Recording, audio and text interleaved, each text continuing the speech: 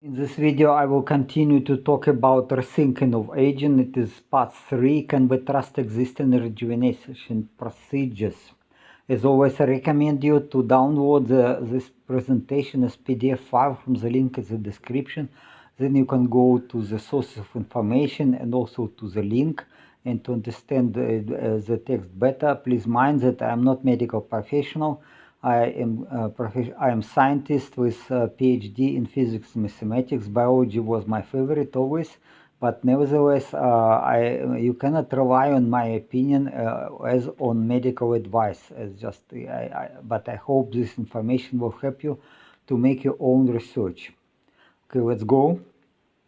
Research on health and lifespan often relies on estimating epigenetic age using the Horvath's clock, which measures DNA methylation profiles. It was demonstrated that young blood plasma transfusion to older animals may rejuvenate various organs in rats and mice. Another approach to rejuvenation involves diluting mice blood plasma by substituting half of it with a saline solution containing 5% of albumin, protein albumin. This method lowers inflammation and fibrosis in the liver and muscles of the aged mice. There has been media attention to individuals like Brian Johnson, a millionaire, actually multimillionaire, who swaps blood with his 17 years young son in an effort to maintain youth. However, according to Dr. Dobri Kiprov, this leading specialist in the area, plasma dilution or plasma replacement in elderly patients does not result in long-term functional rejuvenation. This is again how Horvath's clock works, and you see that again they estimate age from rate of this methylation, and if you will look at these plots, I just cannot understand how they estimate it, because the error is so big, and you can make the curve estimation like this, and why it is so. Again, this Horvath's clock is so confusing. It's actually cannot be used in my opinion. But okay, but this is a standard in the research of related to aging. Okay.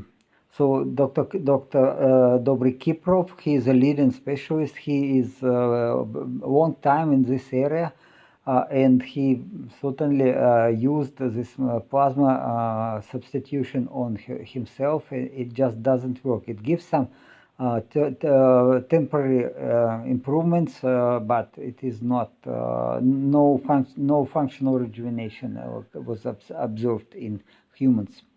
Also, this will continue about Brian Johnson. Brian Johnson is 47 years old, is using hyperbaric oxygen therapy, stem cell therapy, red light therapy, testosterone replacement therapy, ultrasonic therapy, and radiotherapy. It's again, and 111 pills of supplements daily, and a lot of cosmetic procedures and creams for his skin. He's only 47 years old. Imagine. So he avoids sun exposure but consumes vitamin D supplementation instead. Some people express the opinion that Brian Johnson spends $2 million American dollars a year to look like a middle-aged woman on chemotherapy. Indeed, he lost weight, but his skin on his neck and face has deep wrinkles and looks very old. His fingers resemble those of a sick and old person. Over time, his appearance visibly deteriorates. So, in my opinion, the same as with other proponents of any miracle potion or expensive rejuvenation procedure, it is necessary to judge the appearance of people who try to sell these supplements or procedures. But again, be careful about his videos, because he often with artificial intelligence improve his appearance, but again some photos are available, original photos, and again you look at his appearance, 47 years old, he looks like minimum 60 years old, and maybe older. Okay, he, I don't know about hair, but I believe he also covering his hair, and okay, so I will, and look at his fingers. He certainly have very big health problems. Okay, Dave Pascoe is another longevity influencer. He's 62 years old, but he thinks that his body is biologically 38 years old. Again, he used this epigenetic clock to estimate his biological age. So Dave Pascoe is following an omnivorous diet with consuming foods like nuts, seeds, and spices. Pardon. Taking 120 supplements like zinc and hormone balancing Nutrafol, as well as following a daily exercise routine using infrared saunas, red light therapy, radiotherapy to stimulate blood flow. He's obviously using testosterone replacement therapy, but he does not provide this information. But again, from his appearance, it is quite clear. And also he covering his gray hair. Again, some people make research and discovered that he definitely has gray hair. Dave Pascoe claims that he spends 30,000 American dollars annually on his anti-aging regimen, compared to 2 million that American dollars Brian Johnson spent. So it is like cost effective. Wow. Okay, the total cost of devices for his regimen is 44,820. This includes 10,000 American dollars for red light therapy, 12,000 for saunas, and 5,480 for radiotherapy. It does not include supplements, groceries, and low technology interventions. Okay, look at him, and he is like 62 years old. Why he think that he is 38? I cannot. He looks exactly to his age, and considering, if you consider that he is he covering his hair, certainly, because there are photos with of him with gray hair, and it is again this absolutely dishonest person, I believe. Okay, but okay, it is his choice. He does what he wants, and if he wants to spend 30,000 American dollars per year on some useless procedures and supplements, okay, go on. What should I say? So David Sinclair, he is 55 years old, is another famous influencer in the area of longevity. He claims that without any evidence that he has a 20 years old brain, biological age of his lungs is about 18, and the epigenetic age of his body is only 42. So it is about 10 years younger. However, he is covering his gray hair. Again, it's a lot of photos on it, and using Botox injections to appear younger. None of Sinclair's research results have been reproduced to date. No one. Okay, all his claims are fake. However, he managed to sell resveratrol as a magic pill for longevity to a British pharmaceutical company, GlaxoSmithKline, for 900 million American dollars. And personally, he has received about 720 million from the sale. Imagine, and he somehow, the contract was such that he just, again, some people suffered a lot. I have an old video on resveratrol and about this fraud, what he committed, and again, we can watch this video. It is disgusting, absolute story. Now Sinclair promotes another magic pill. This is nicotinamide mononucleotide, and so it's again, be careful about this. Recent videos from some influencers like Scott Carley, Brian Stanfield, Darren Schmidt, and L.T. Rotterger, and other internet influencers available about David Sinclair fraudulent activity. So it's already quite well known that he is a fraudster. He is criminal, actually. But okay, look, in this picture he is 51 years old, and he certainly is under ultraviolet light. You see that he's covering his hair because it's fluorescence of his hair. The same has like fluorescence of his T-shirt, and color of his hair is changing over time. Yes, also, and if you say, if I look at him and say he looked exactly 50 years, maybe close to maybe late 50s. Never. He claims that he's 10 years younger by epigenetic clock, but okay, whatever. I never trust epigenetic clock measurements. Okay, whatever. And the use, certainly he is using boton injections and some cosmetic procedures to look younger. Yeah, how can be a scientist? I'm a professional scientist. At least I try to be honest to myself. Okay, then another one. Tom Weldon is a founder and CEO of a company Rejuvenate, and he sells this absolutely very expensive supplement, which completely useless. I have a video on it, and he claims that this picture, he is at chronicle age 67. He claims that his biological age dropped to 47 after just 2.5 years of taking his supplement. And look at his photo, and his appearance obviously contradicts his claims on rejuvenation. He looks older than 67, much older. I would say he's like in late 70s, not 67.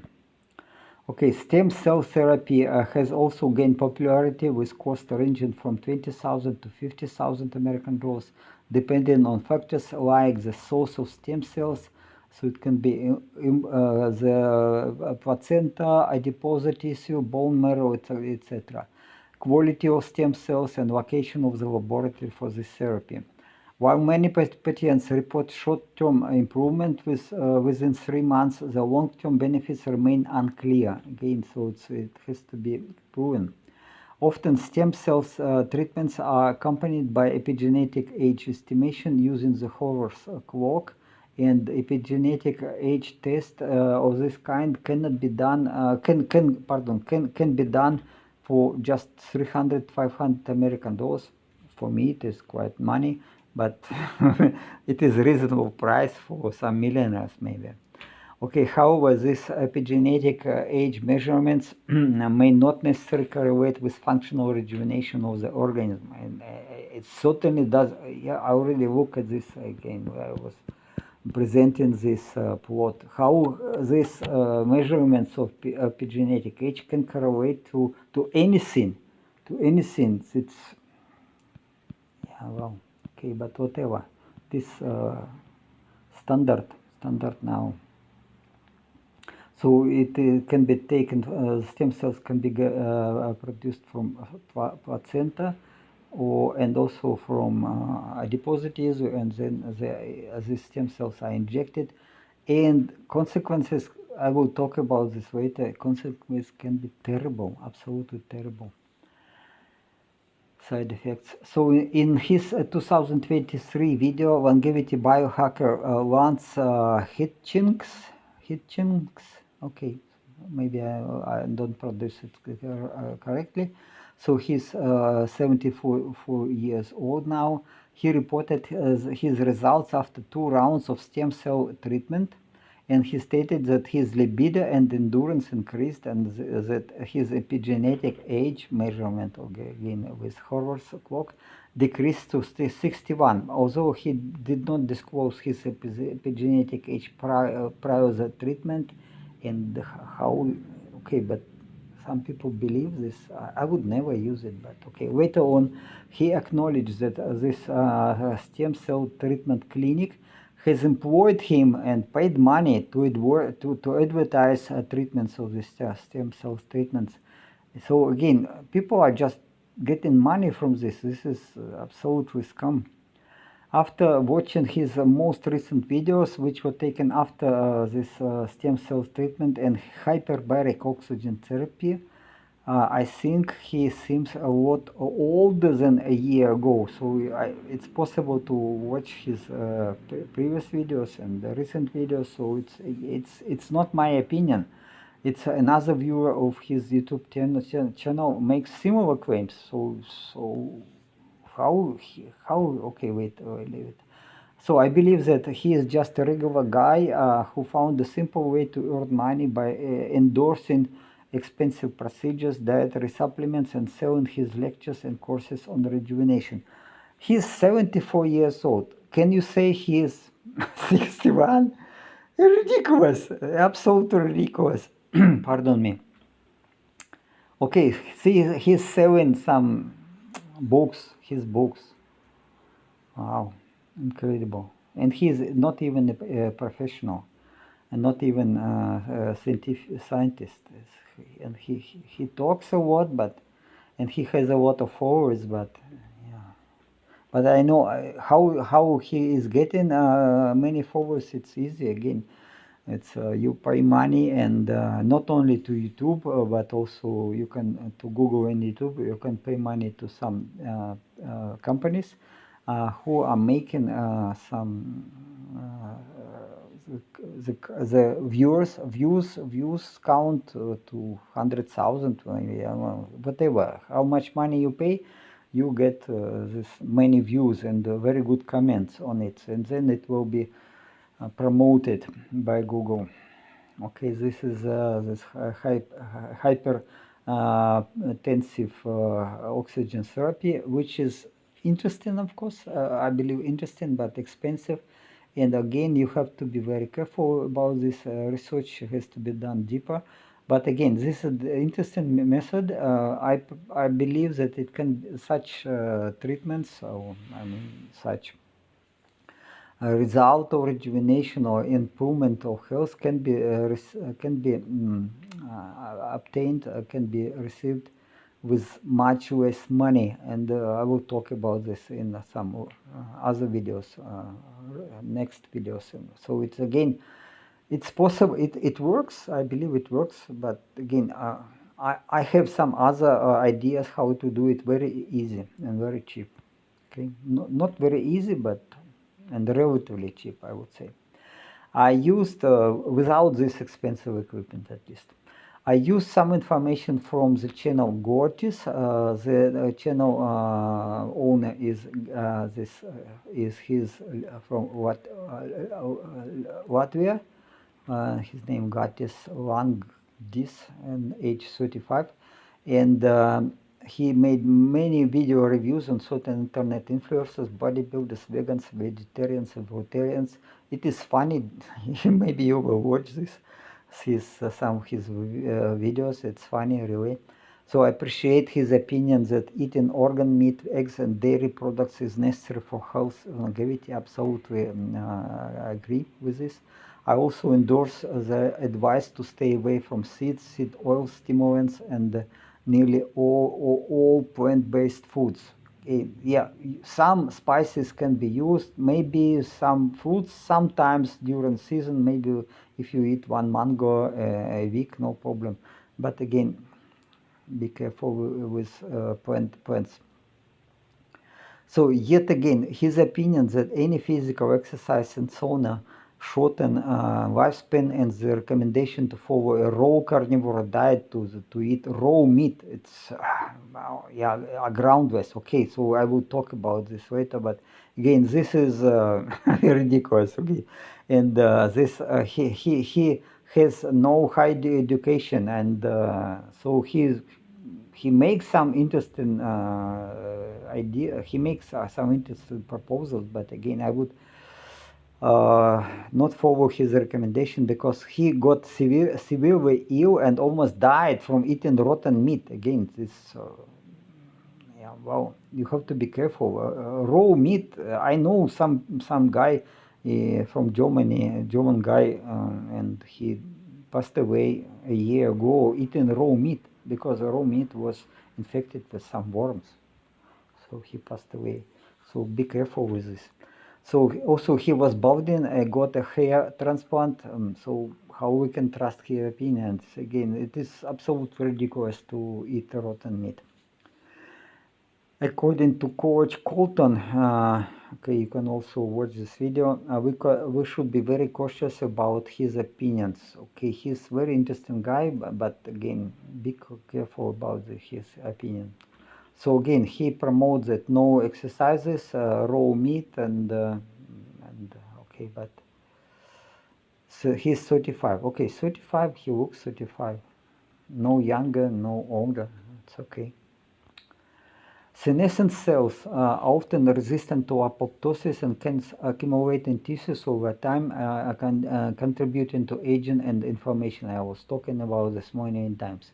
Immune cells like macrophages and natural killers remove malignant these senescent cells in young people very easy. But as we age, the extracellular matrix stiffens and impairs immune cells migration because they cannot get through this frame of the extracellular matrix. It's very stiff. And this causes senescent cells to accumulate, produce, and they, over time, they produce pro-inflammatory signal molecules as ASP, senescent secretory phenotype, and this contribute to chronic inflammation. So again, many times I was talking about this. This is true. SASP activates fibroblasts to produce collagen, which may lead to tissue fibrosis. It's very common, because stiffness of extracellular matrix increases not only because of reaction of proteins such as collagen with sugars, but also because of excessive production of collagen by fibroblasts. And fibroblasts naturally activated by SASP. So remarkably, relatively few senescent cells are detected in the skin of naked mole rats. And these senescent cells do not generate SASP. They are not very old because the senescent cells, when they go to senescence, when the cell go to senescence, they don't produce instantly SASPs. It takes time. So it's again, but if they are removed, so if there is some timely elimination of senescent cells in conditions of what conditions, again, we have to think about this, but I believe that it's probably intermittent hypoxia and due to excessive oxidative stress, because this naked mole rats, they live in furrows underground and very often in conditions of low oxygen content in air.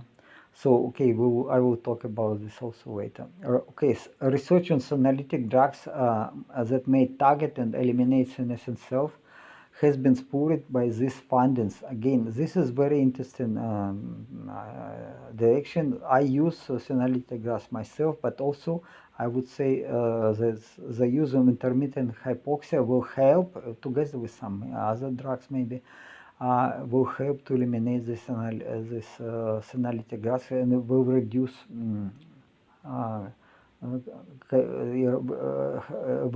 hypoxia and will reduce the inflammation, chronic inflammation.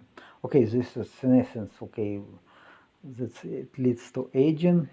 Okay, this is quite normal, considered normal. I would not say it is normal, but okay, in naked mole rats, they are not aging at all. This naked mole rats, they are not aging.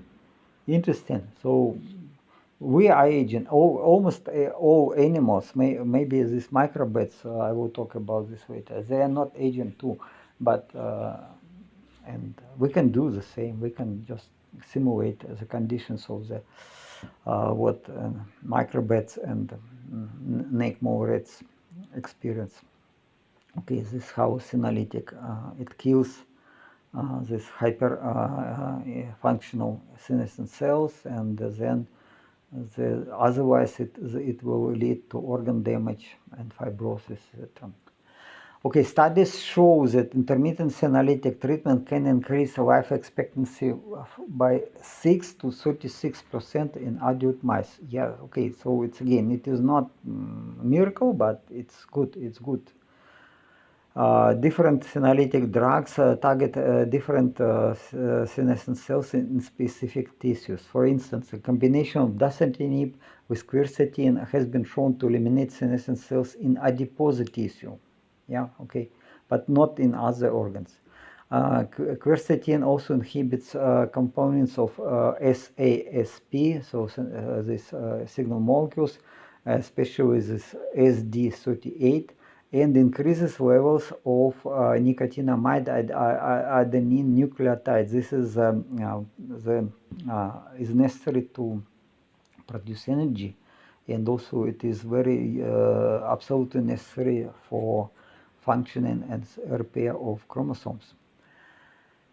So quercetin is good. It's I will not talk about this now, but it can be used on everyday